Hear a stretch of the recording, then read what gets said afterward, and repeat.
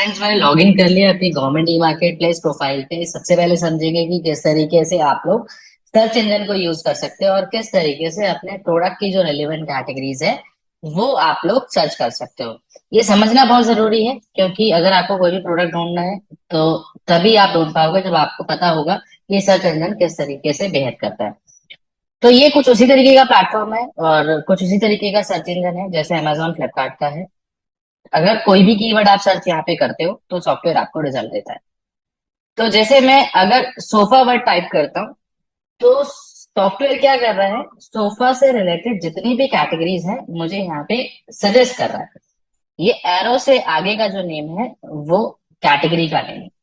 तो आपको अपना कीवर्ड टाइप करके यहाँ पे जो सजेशन आ रहे हैं, अगर इसमें से समझ में आ जाता है कि आपके प्रोडक्ट की रेलिवेंट कैटेगरी ये है, तो आप डायरेक्टली उस पर सर्च कर सकते हैं या डायरेक्टली उस पर क्लिक कर सकते हैं।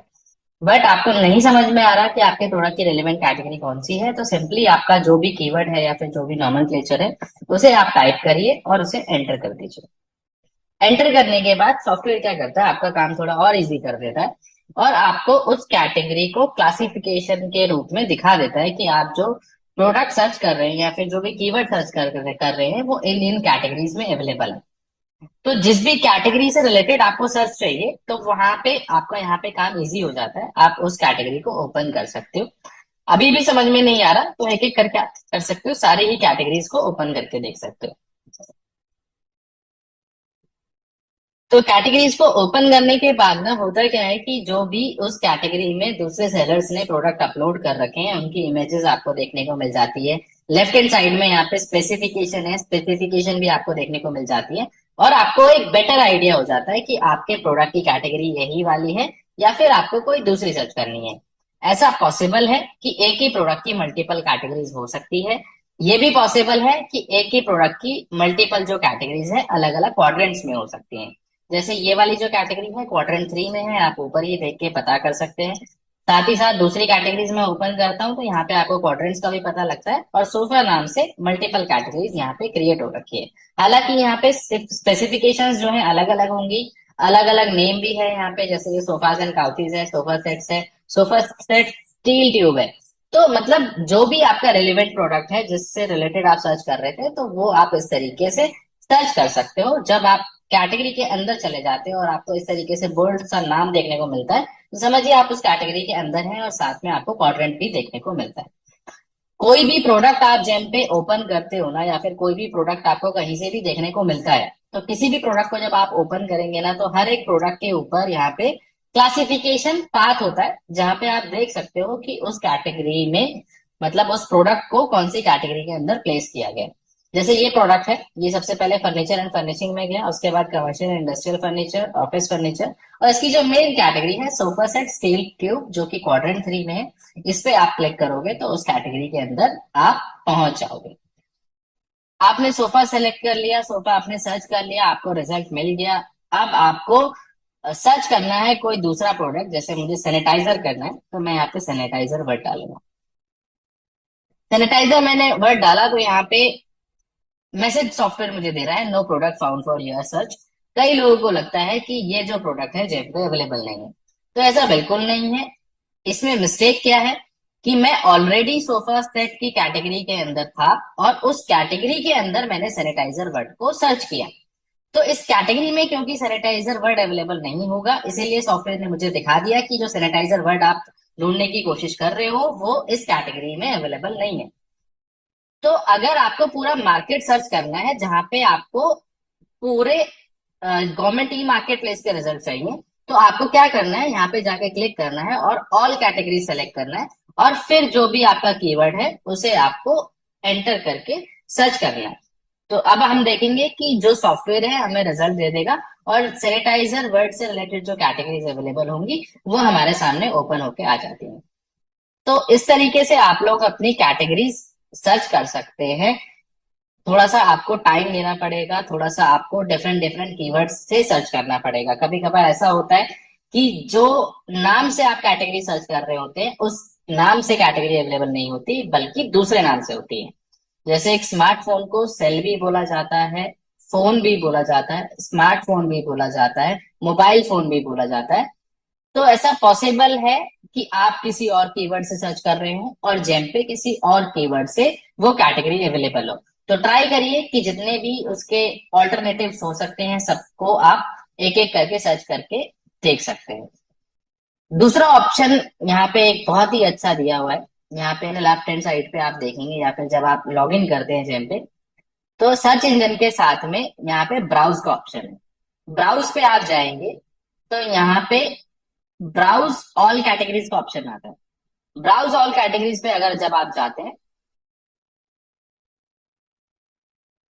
तो अगर आपको देखना है कि आपके प्रोडक्ट की कोई कैटेगरी है या नहीं है, अगर है तो उस प्रोडक्ट से रिलेटेड कितनी कैटेगरी है, तो सिंपली आपको क्या करना है, यहाँ पे वो कीवर्ड या फिर जो भी आपका प्रोडक्ट का नेम है वो आपको सर्च करना है। जैसे मैं यहाँ पे लैपटॉप सर्च करता हूँ तो सॉफ्टवेयर क्या करेगा, लैपटॉप वर्ड जिस जिस कैटेगरी में अवेलेबल होगा या फिर लैपटॉप की जितनी कैटेगरीज अवेलेबल होंगी सारी ही मुझे यहाँ पे दिखा देगा।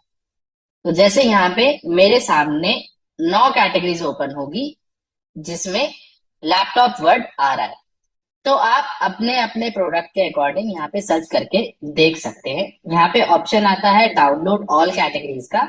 डाउनलोड ऑल कैटेगरीज पे आप क्लिक करेंगे तो सॉफ्टवेयर क्या करता है, जितनी भी categories government e market place के ऊपर अवेलेबल है सारे ही आपको अल्फाबेटिकल ऑर्डर में यहाँ पे दिखा देता है। तो इसको आप डाउनलोड करना चाहें तो यहाँ से एज अ पीडीएफ भी सेव कर सकते हैं, और यहीं पे सर्च करना चाहें या फिर देखना चाहें कि कौन कौन से प्रोडक्ट की कैटेगरी है तो आप यहीं से देख सकते हैं। तो ये तो रही हमारे प्रोडक्ट की बात। अब अगर आपको सर्विसेज सर्च करनी है या फिर देखना है कि सर्विसेज की कौन कौन सी कैटेगरीज अवेलेबल है, तो सर्विसेज के लिए आपको क्या करना है, सिंपली आपको क्या करना है, यहाँ पे कैटलॉग वाले ऑप्शन में जाना है। कैटलॉग वाले ऑप्शन में जाने के बाद सर्विसेज में जाना है। सर्विसेज में जाने के बाद सर्च ऑफरिंग में जाना है।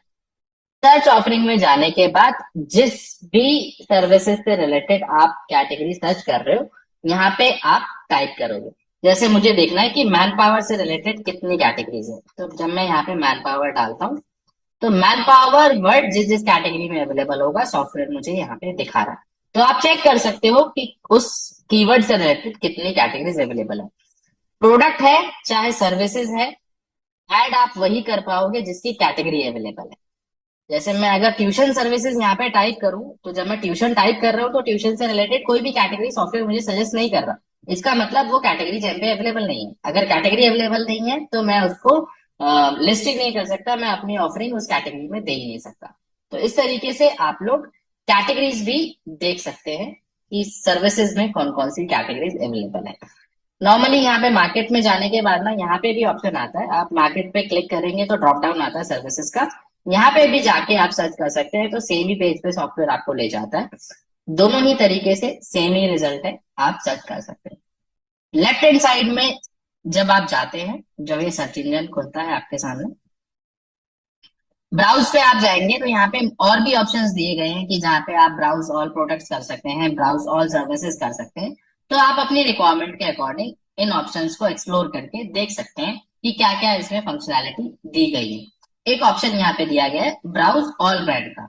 ब्राउज ऑल ब्रांड में होता क्या है कि अगर मुझे देखना है कि एक एक्स ब्रांड है वो कितनी कैटेगरीज में अवेलेबल है या फिर वो एक्स ब्रांड मार्केट में अवेलेबल भी है कि नहीं है, तो जो भी ब्रांड है, जैसे मैं एग्जांपल लूं सैमसंग, तो जब मैं यहाँ पे सैमसंग ब्रांड को टाइप करके सर्च करता हूँ तो सॉफ्टवेयर क्या कर रहा है, मुझे सैमसंग ब्रांड कौन कौन सी कैटेगरीज में अवेलेबल है यहाँ पे मुझे दिखा रहा है। व्यू ऑल कैटेगरीज में आप जाओगे और आप चेक कर सकते हो कि सैमसंग ब्रांड कौन कौन सी कैटेगरीज में अवेलेबल है। तो आप देख सकते हैं इन कैटेगरीज में सैमसंग जो ब्रांड है अवेलेबल है। तो आपको जो भी ब्रांड सर्च करना है वो ब्राउज ऑल ब्रांड्स में जाके आप देख सकते हो कि कौन कौन से brand government e market place के ऊपर अवेलेबल है। तो ये तो रही हमारा सर्च इंजन की बात की किस तरीके से आप प्रोडक्ट ऐड कर सकते हो, किस तरीके से सर्विसेज आप सर्च कर सकते हो, किस तरीके से अपनी रेलेवेंट कैटेगरीज ढूंढ सकते हो। दूसरा ऑप्शन मैंने बताया मल्टीपल यूजर किस तरीके से आप ऐड कर सकते हो। देखो जो जेम के जो क्रेडेंशियल्स है ना या फिर जो भी जेम का यूजर आईडी पासवर्ड आप क्रिएट करते हो वो एक टाइम पे एक ही जगह लॉग इन होती है। मतलब अगर आपकी टीम में 5 लोग हैं और आपने जेम लॉग इन किया हुआ है एट द सेम टाइम अगर कोई दूसरा टीम मेंबर भी उसको लॉग इन कर लेता है, तो आपका जो सेशन है ना वो ऑटोमेटिकली लॉग आउट हो जाता है और उस बंदे का लॉग इन हो जाता है। तो मतलब अगर आप कोई काम कर रहे हो इंपॉर्टेंट और इस बीच अगर किसी ने लॉग इन कर लिया, तो आपका जो काम है एक तो वहीं पे लॉग आउट हो जाएगा, दूसरा जितना भी आपने काम किया होगा वो जीरो हो जाएगा। तो उससे बचने के लिए या फिर मल्टीपल टीम मेंबर्स को ऐड करने के लिए आप क्या कर सकते हो, माई अकाउंट में आप जाओगे। माई अकाउंट में जाने के बाद यहाँ पे लास्ट में ऑप्शन आता है यूजर मैनेजमेंट का। यूजर मैनेजमेंट पे आप जाओगे। यूजर मैनेजमेंट पे जाने के बाद यहाँ पे ऐड सेकेंडरी यूजर का ऑप्शन आता है। ऐड सेकेंडरी यूजर में क्या है कि आप अपनी टीम में मल्टीपल लोगों को ऐड कर सकते हो और उन लोगों के लिए सेपरेट यूजर आईडी पासवर्ड बना सकते हो। तो होगा क्या, एट द सेम टाइम आप भी और आपके टीम मेंबर भी सेम ही अकाउंट को, मतलब आपकी कंपनी के अकाउंट को एक्सेस कर पाएंगे। सिंपली करना क्या है, आपको यहाँ पे ईमेल आईडी डालना है। इस ईमेल आईडी जो भी आप यहाँ पे डालेंगे, उसके बाद आपको रोल डिसाइड करने हैं कि उस टीम मेंबर के लिए आप कौन कौन से रोल्स रखना चाहते हो। अगर आप चाहते हो कि वो बिड में पार्टिसिपेट करे, तो आप इसको सेलेक्ट कर लीजिए। आप चाहते हो कि वो कैटलॉग भी क्रिएट कर पाए, तो आप इसे सेलेक्ट कर लीजिए। आप चाहते हो कि वो ऑर्डर मैनेजमेंट भी कर पाए, तो आप इसे सेलेक्ट कर लीजिए। जो भी रोल आप देना चाहते हो आप यहाँ पे डालोगे और ऐड यूजर करोगे। ऐड यूजर करने के बाद इनविटेशन लिंक जो भी ईमेल आईडी आपने डाला है उस पर चला जाता है। उस लिंक पे उस यूजर को जाके अपने आप को वेरीफाई करना होता है, ऑथेंटिकेट करना होता है। उस लिंक पे वो क्लिक करेंगे, आधार कार्ड से अपने आप को वेरीफाई करेंगे, एक यूजर आईडी पासवर्ड अपने लिए जनरेट करेंगे और एज अ सेकेंडरी यूजर आपकी प्रोफाइल में वो ऐड हो जाएंगे और उसमें काम कर पाएंगे, वही रोल परफॉर्म कर पाएंगे जो आपने उन्हें दिए हैं। तो इस तरीके से अप टू 50 मेंबर्स, मतलब 50 सेकेंडरी यूजर आप बना सकते हो अपने ही जेम प्रोफाइल के लिए। तो ये बहुत इंपॉर्टेंट फंक्शनैलिटी है, बहुत अच्छे यूज में आती है, बहुत अच्छे तरीके से आप यूज कर सकते हो, अपनी प्रोडक्टिविटी बढ़ा सकते हो। सेम टाइम पे जब लोग ज्यादा काम कर पाते हैं तो ज्यादा बिजनेस आपका हो सकता है। अदरवाइज कई लोगों को ये ऑप्शन पता ही नहीं है, तो वो वेट करते हैं पहले वाले टीम मेंबर का काम खत्म होने का, और जब वो खत्म होता है फिर वो अपना जो भी टास्क है उसे परफॉर्म करते हैं। तो उससे बचने के लिए आप इसे यूज कर सकते हो। अकाउंट सेटिंग्स का ना यहाँ पे ऑप्शन दिया गया है। अकाउंट सेटिंग्स में आप कुछ कुछ चीजें चेंज कर सकते हो, जैसे पासवर्ड अगर आपको कोई चेंज करना है अपने प्रोफाइल का तो वो आप कर सकते हो। ईमेल करना है आपको चेंज तो वो आप कर सकते हो। यहाँ पे ऑप्शन है क्लोज अकाउंट का। अगर आपने जेम पे कोई अकाउंट क्लोज किया है, सॉरी ओपन किया है और आप क्लोज करना चाहते हो, और अगर आपने कोई भी कैटलॉगिंग नहीं करी, तो सिंपली आप क्लोज अकाउंट करके यहाँ पे कर सकते हो।